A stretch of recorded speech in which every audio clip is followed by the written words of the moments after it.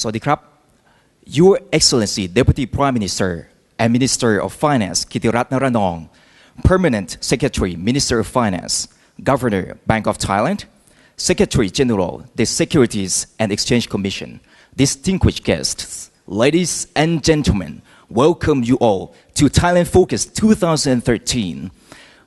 This year's theme is connecting to new investment frontiers. Thailand Focus 2013 is the 7th major investment conference that ever staged in Thailand. So let me now invite Kun Charampon Chotigasthien, President of the Stock Exchange of Thailand, to deliver his welcome address. Please, Kun Charampon ครับ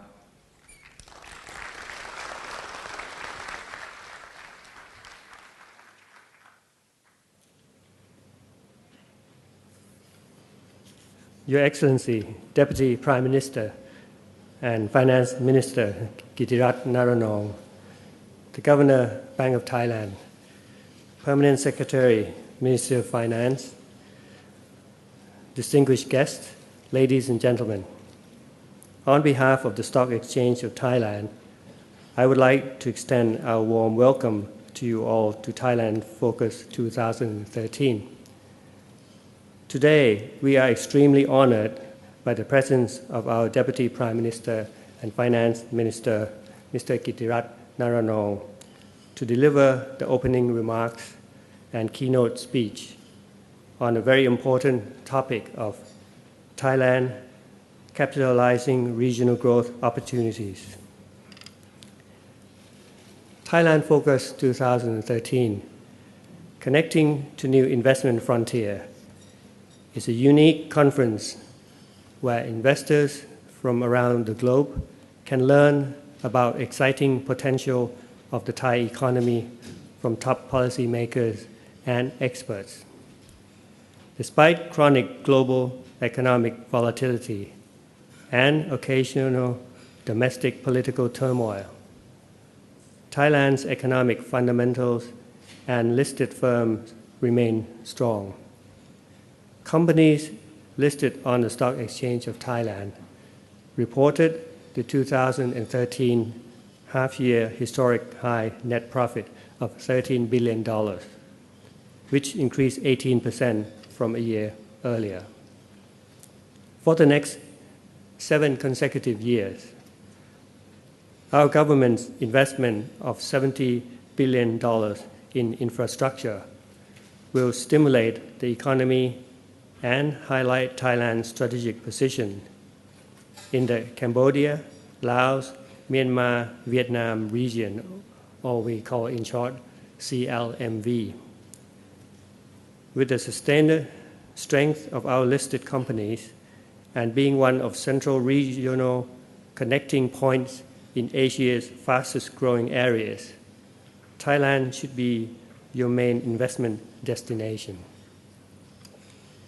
We are delighted that Thailand Focus this year has attracted the highest ever number of participants confirmed to join, including more than 100 leading Thai listed companies.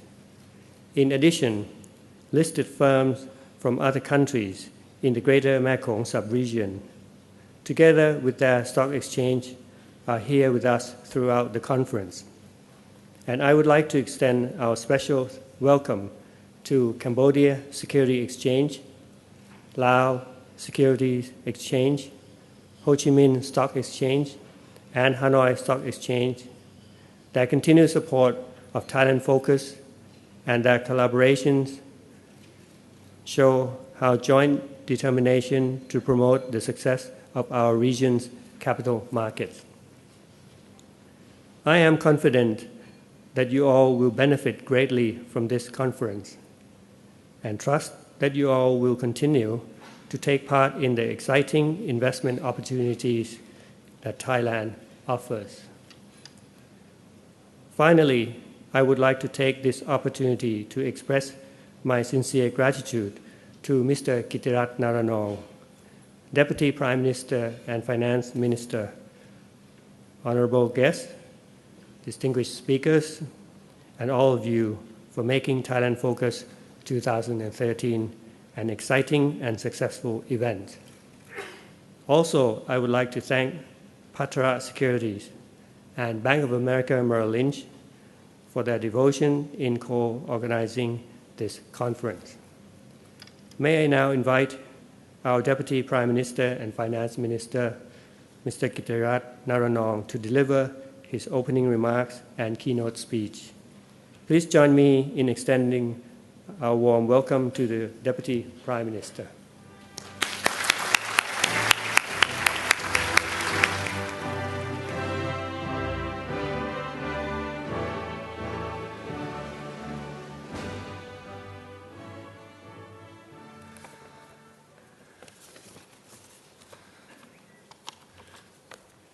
Excellencies, distinguished guests, ladies and gentlemen, it is indeed a privilege to be here with you all this morning as one of the speakers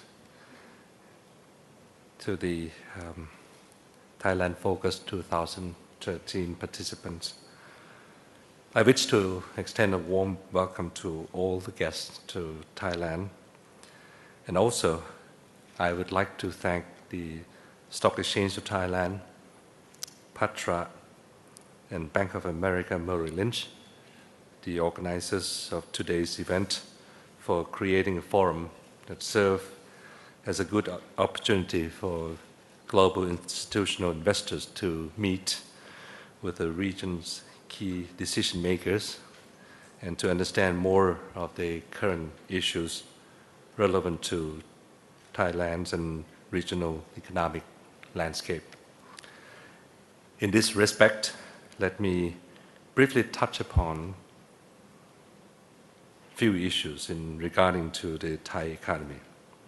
First, the current development of the Thai economy. Second, the domestic initiatives for ASEAN connectivity, in particular investment plans. Last but not least, the fiscal sustainability. Ladies and gentlemen, last week, the Office of the National Economic and Social Development Board announced our official second quarter GDP. For me, it is a continuing growth of 2.8% after the impressive 5.4% growth in the previous quarter. During the first half of the year, the Thai economy managed to grow 4.1% amidst the softened external demand. Despite the turbulences in the global economy, this growth is yet another affirmation on our economic resiliency despite the global economic uncertainties. Let me touch a little bit on the reported negative growth as compared to the previous quarter and also of the previous quarter comparing to the last quarter of last year. I understand that some analysts might interpret it as a technical recession, but for me, I have some good reasons to give some benefit of the doubt to the growth that we achieved in the second quarter. As I mentioned, the 2.8% year-on-year growth of second quarter was quite acceptable and reasonable for me.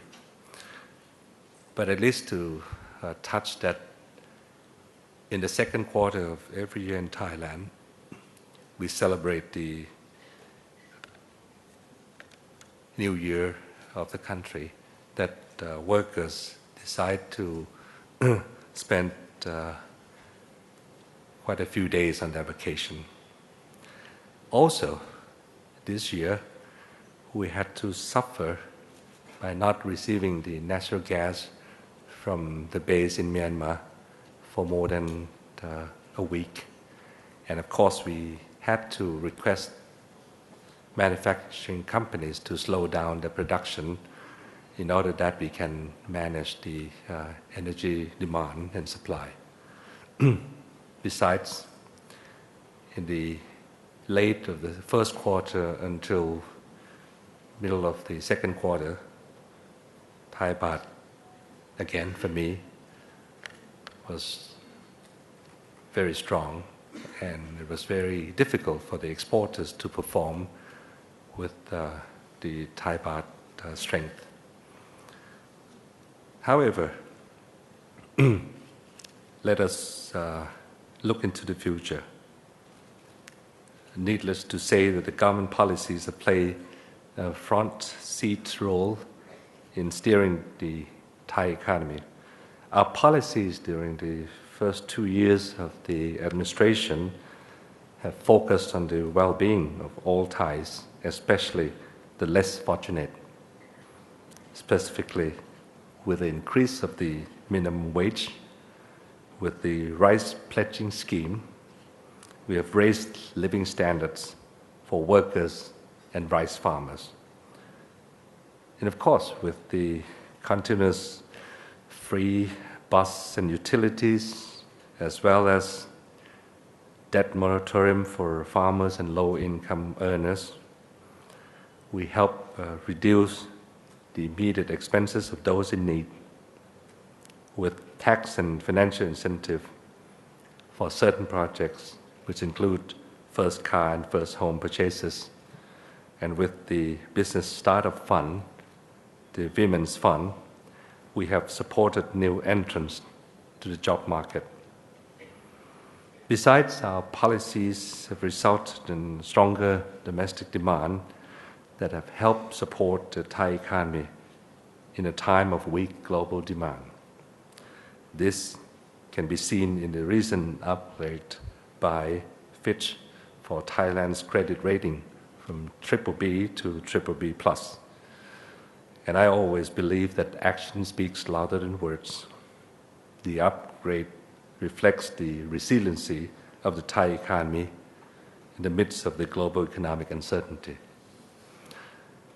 Not only Thailand, but the economies in the ASEAN, those among the higher populated countries, which includes Thailand, Indonesia, Malaysia, Philippines, and Vietnam, grew at the average rate of 6.1%, outpaced the advanced economy by far.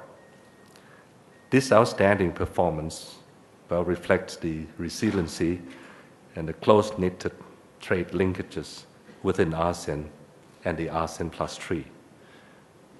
During the turmoil in the global economic situation, it should not be surprised when more than 1/4 of the ASEAN export goods eventually ended up in one of the ASEAN destinations. High intra-regional trade translates into high prosperity. These growth trends carry on the first quarter of this year, where ASEAN economies still outperform, while crisis plunge into other parts of the world. Still, we wish to see more, and we deem regional integration through better connectivity is crucial to the everyday changing global economic situation and to raise the game of ASEAN. I would elaborate more on this later. Ladies and gentlemen, as you might be well aware, Thailand and other ASEAN countries are heading towards the ASEAN Economic Community in 2015. This is less than 3 years. 10 ASEAN nations with almost 600 million people, more than the population of the European Union. The $83 billion of FDI came to the region annually. This is almost 60% of FDI into China. And 65 million international tourists visit us, the second largest in the world next to France. We will become a single market and a single production base. With free flow of goods and services, investments in skilled labor, there are plenty of opportunities for us all, especially in Thailand, which is situated in the heart of the ASEAN region. Needless to say, connectivity is the key to capitalize the full benefits of ASEAN economic integration. Since the Asian financial crisis of 1997, infrastructure investments has been lacking in Thailand. Our rail system is basically almost the same as when it was first built by King Rama V 100 years ago. Our main deep sea port is still with the same capacity as we first started using it more than 2 decades ago. Our mass transit is inadequate, making Bangkok famous of the traffic jams. We do have a modern airport, of course, Suvarnabhumi, yet the rapidly rising number of air passengers almost hit 50 million last year. It is nearing its full capacity. Without major infrastructure improvements, it would be difficult, if not impossible, for us to reap the benefit from the ASEAN single market, bolster our long-term productivity, and overcome the middle income trap. And what I'm here to tell you today is that the administration is aiming not to merely improve, but to transform the Thai economy. This signifies building a strong foundation for the future of Thailand. Specifically, we have a plan in place to upgrade our water management infrastructure. We plan to build dams and river dikes. We plan to upgrade and improve sluice pumping stations and canals.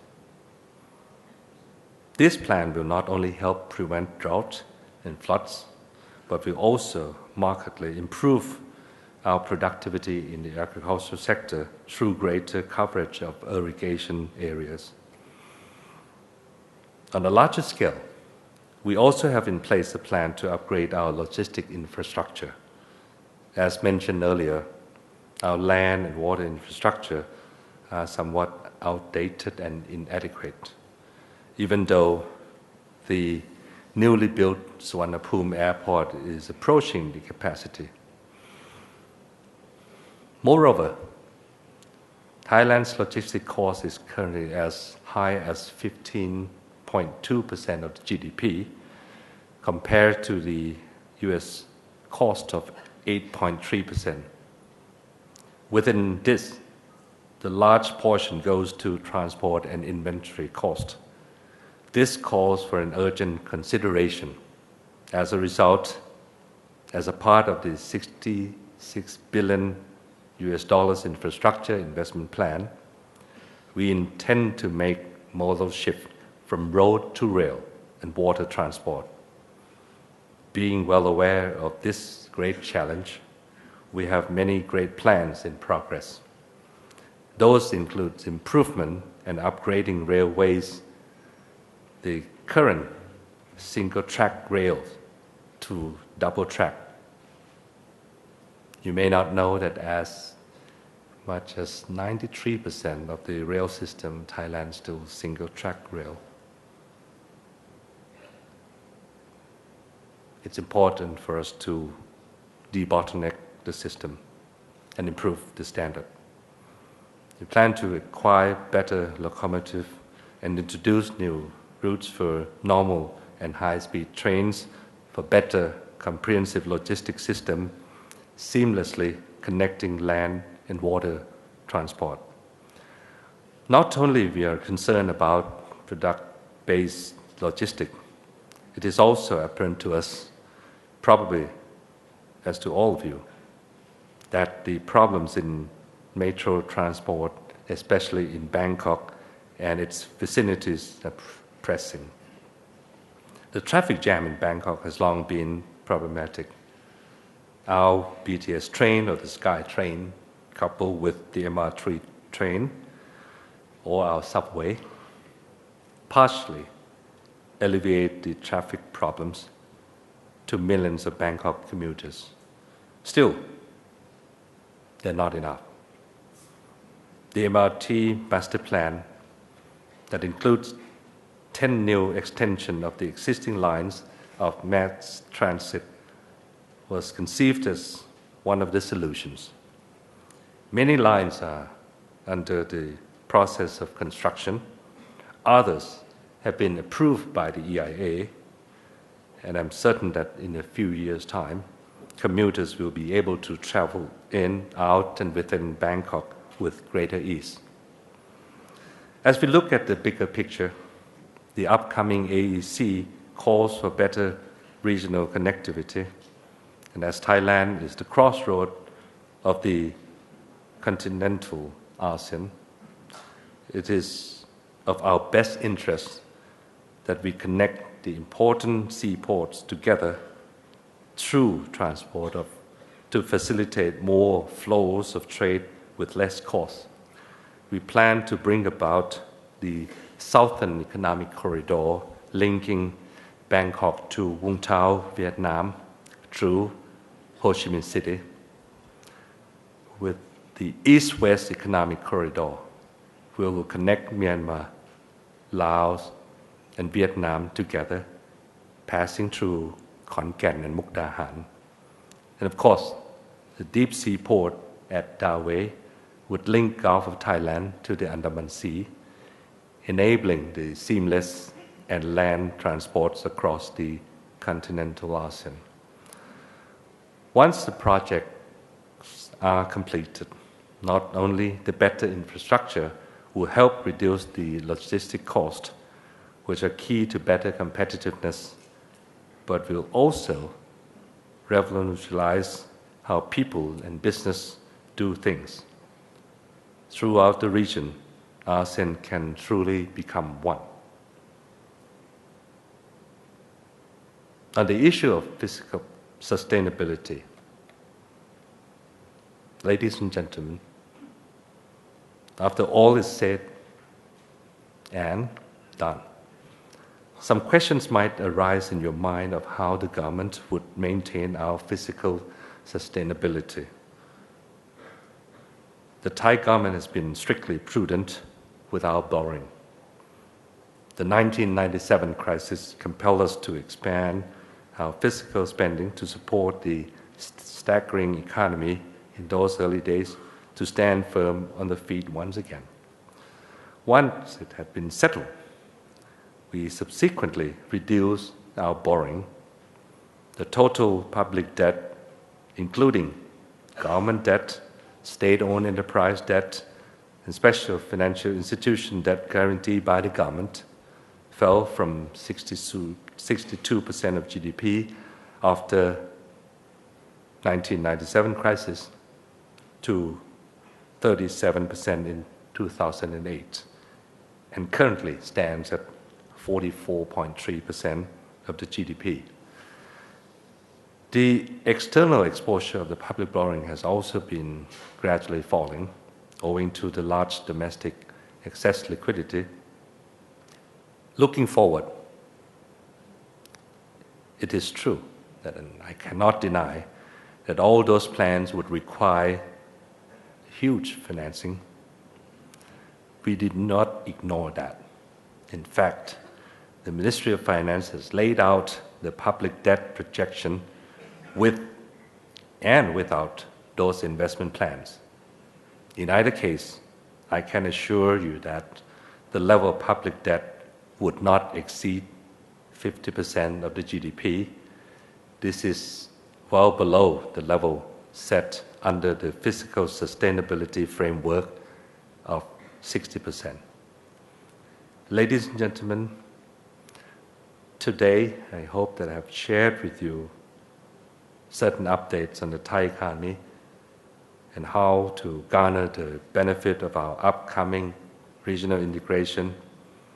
And up to this point, I hope that I have somehow convinced you of the resiliency of the Thai economy and the prospect of how to strengthen the ties with our neighbors through infrastructure upgrades without jeopardizing the physical stance, and with stronger Thailand and better connectivity, we will definitely see strong ASEAN economic community together.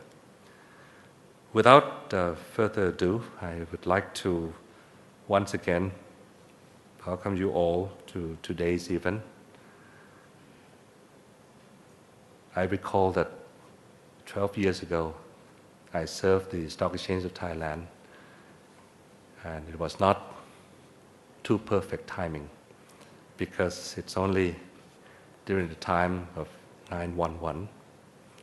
And I'm sure, as you all being professional investors, you know the old saying,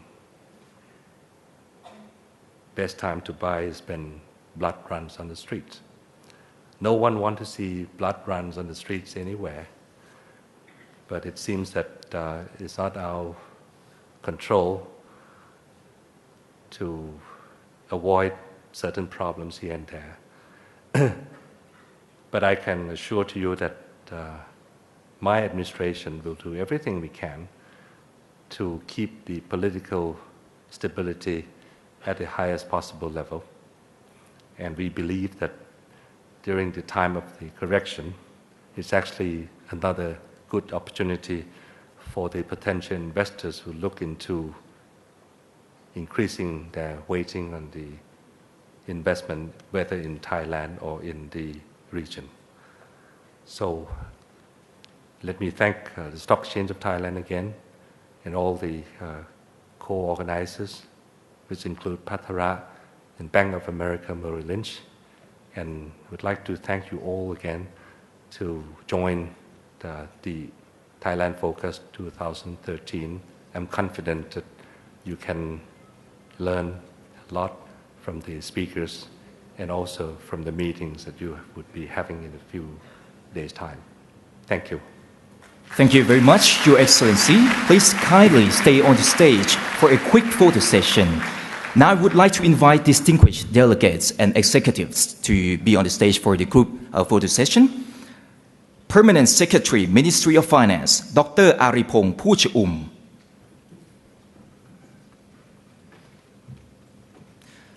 Governor, Bank of Thailand, Dr. Prasan Trairat Warakun.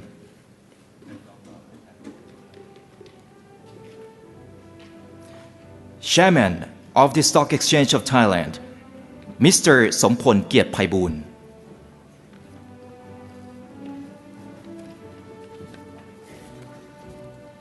Secretary General, Securities and Exchange Commission, Dr. Warapon Sokatiyanurak.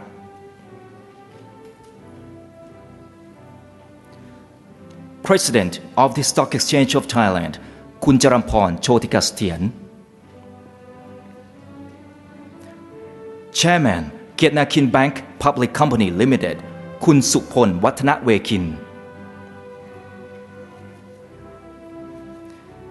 Chief Executive Officer, Kittiratt Bank Public Company Limited, Mr. Banyong Pongpanit.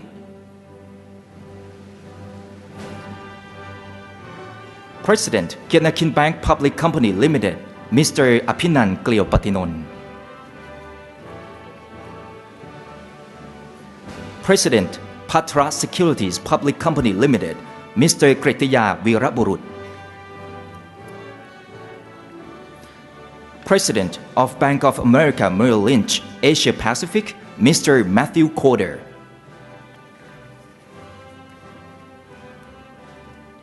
And Managing Director, Thailand Country Head, Ms. On Kanya Pibuntham.